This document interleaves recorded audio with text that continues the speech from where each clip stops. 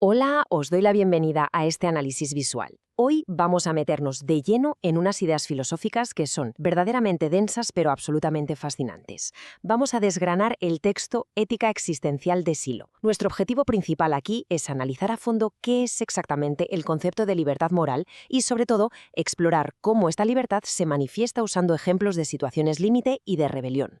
Ojo, porque es un material complejo. De hecho, estas ideas desmontan por completo muchas de nuestras presuposiciones sobre lo que significa existir. Pero bueno, al estructurarlo visualmente, paso a paso, vais a ver que sus planteamientos sobre la agencia humana se vuelven increíblemente claros. Vale, entremos de lleno en esto partiendo de esta premisa fundamental de Silo.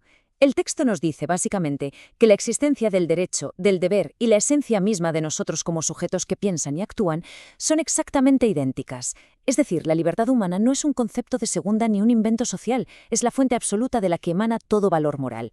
No hay una especie de moralidad externa flotando por el universo esperando a que alguien la descubra. ¿Qué va? Todo nuestro andamiaje ético viene directa y exclusivamente de la elección humana libre. Para que este viaje tenga sentido, vamos a seguir una hoja de ruta lógica en 5 pasos. Primero veremos el origen de los valores, después el papel de la voluntad a través del tiempo, pasaremos a la rebelión contra la opresión, cuarto, las situaciones límite y la libertad, y cerraremos con el constante riesgo de la mala fe. Empecemos por el punto número 1, el origen de los valores, el fundamento de la moralidad. A ver, para entender este origen, Silo nos recuerda algo clave. El hecho de ser un sujeto es universal. Pensad en el famoso pienso luego existo de Descartes. Expresa simultáneamente la experiencia más singular, más íntima de alguien y a la vez la verdad más absoluta posible. A partir de ahí llegamos a esta definición crucial. El texto sostiene que querer ser moral y querer ser libre no son dos cosas distintas, son una sola e idéntica decisión. Fijaos bien en el peso de esto. Es una sola decisión. Es justo este acto consciente lo que nos separa definitivamente de ser simples elementos de la naturaleza, marcando nuestro salto hacia la moralidad. Pero claro, hay un matiz fundamental. Suena paradójico, lo sé, pero si viviéramos en un mundo perfecto, sin ningún tipo de fricción, que funcionara en piloto automático, sería un mundo sin moralidad. Cualquier marco ético que se olvide de que, en origen, los seres humanos concretos estamos separados los unos de los otros, sencillamente no sirve. La razón la tenéis aquí delante. No hay moralidad si no hay problemas que resolver. Así de simple. La moral requiere obligatoriamente que existan obstáculos. Ahora, lo verdaderamente interesante de esta diapositiva es la noción del proyecto humano. Los seres humanos nacemos con un diseño original bastante ambiguo, casi como un impulso ciego. Simplemente queremos ser. Y en ese intento titánico, muchas veces nuestros proyectos se hunden.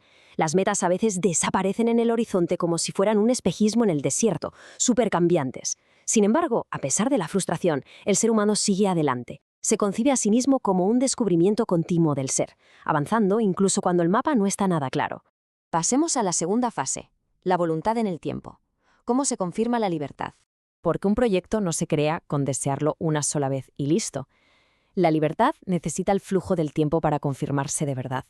Y el texto usa una metáfora buenísima, el niño. Un niño vive puramente en el presente. No puede hacerse preguntas morales porque no asume la responsabilidad de su pasado, ni se imagina a largo plazo. En cambio, en la etapa adulta, cargamos con el peso de organizar nuestra conducta en una línea temporal coherente. Solo en el presente, cuando los momentos se organizan como conducta, es cuando podemos tomar decisiones.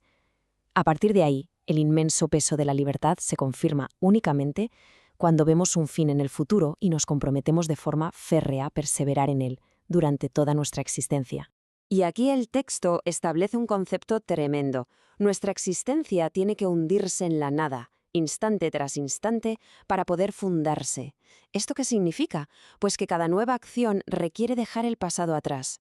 Comprometerse implica asumir que nuestros objetivos de hoy serán el pasado superado de los días que están por venir. Destruimos nuestro presente para poder construir el futuro. Es decir, el creador siempre se apoya en creaciones pasadas, usándolas como escalones para abrir la posibilidad real de que existan creaciones nuevas. Esto nos lleva a la tercera parte, la rebelión contra la opresión, enfrentando obstáculos. Entramos de lleno en la etapa de conflicto. Entonces, el punto crucial es esta contraposición tan clara. Fijaos, cuando el obstáculo es natural, una montaña o una tormenta, simplemente intentamos superarlo como si fuera una barrera física. Nadie se rebela moralmente contra una tormenta. Pero cuando hablamos de obstáculos humanos, la cosa cambia de forma radical. ¿Por qué un tirano sí provoca rebeldía? porque la rebeldía es siempre contra el orden humano opresivo. Cuando otra libertad humana opera coactivamente para anular nuestras voluntades, es justo ahí donde se desencadena la rebelión moral. En todo este contexto, Silo nos introduce un término filosófico bastante denso, el concepto de nihilizar. A ver, puede sonar a chino o muy abstracto a primera vista, pero la idea de fondo es preciosa. Nuestra conciencia, el llamado para sí, lleva la nada en su corazón. Al proyectarse hacia el mundo no intenta atrapar las cosas como objetos cerrados, sino desvelarlas. Permite el tránsito del ser en bruto a la existencia para darle una significación. En otras palabras, nuestra libertad es lo que ilumina el mundo, convierte la materia inerte en una realidad con sentido humano. Entramos ahora en la sección cuarta, situaciones límite y libertad. La aplicación extrema de la libertad. Aquí vamos a explorar de manera muy analítica qué ocurre exactamente cuando la opresión llega a su punto máximo absoluto. Y Silo utiliza un ejemplo desgarrador, la prisión perpetua. Una condena de este calibre representa la supresión total, reduciendo la existencia a su pura facticidad. Para entenderlo, la pura facticidad es un estado donde se nos reduce a ser un simple objeto en el espacio. Alguien que respira, sí, pero al que le han arrancado cualquier horizonte. Te prohíben estructuralmente cualquier tipo de proyecto futuro. Sin embargo, y esto es clave, igual que la vida se funde con las ganas de vivir, la libertad siempre encuentra una grieta para resurgir. Siempre reacciona buscando la liberación. Como vemos aquí, primero se impone la prisión, es cierto, pero en el segundo paso, si el prisionero se fuga, en ese mismo acto explosivo de escapar está literalmente negando la prisión. La libertad no se extingue pacíficamente y ya está. Estalla con una fuerza brutal frente a los muros del cautiverio. Pero la obra no esquiva los escenarios aún más oscuros. El texto nos señala con muchísimo peso que existen situaciones límite donde dar marcha atrás y volver a lo positivo resulta del todo imposible. Hablamos de contextos asfixiantes donde el futuro está total y definitivamente clausurado. Y en este callejón sin salida, manteniendo un enfoque estrictamente analítico, la obra de Silo argumenta que el acto supremo de rebelión frente a un futuro cerrado se manifiesta en el suicidio. Ojo a esto. Dentro de este marco ético específico, no se presenta como una rendición, sino objetivamente como la repulsa lógica y definitiva a la situación que te han impuesto. Es la respuesta final de rechazo existencial ante una opresión externa que ha erradicado cualquier otra posibilidad de ejercer la libertad. Finalmente, llegamos a la quinta sección, el riesgo de la mala fe, las trampas de la existencia. Y esto ilustra de manera brillante una de las grandes ironías de nuestra condición humana.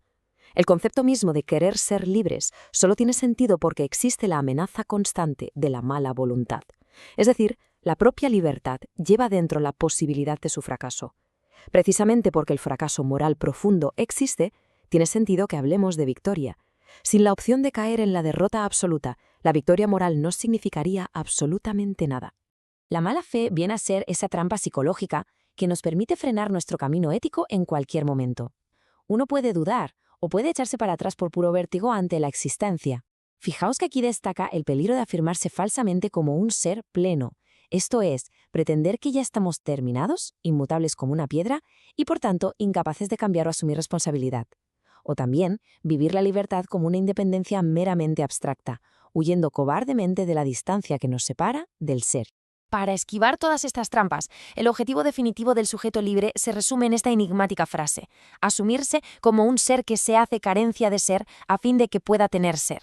Bueno, para descifrar este trabalenguas filosófico, para ser verdaderamente libre, tienes que aceptar de raíz que estás incompleto, y justo por ser esa carencia, por ser un lienzo en blanco, posees el poder absoluto de crear tu propio significado y de aportar un contenido totalmente singular al mundo.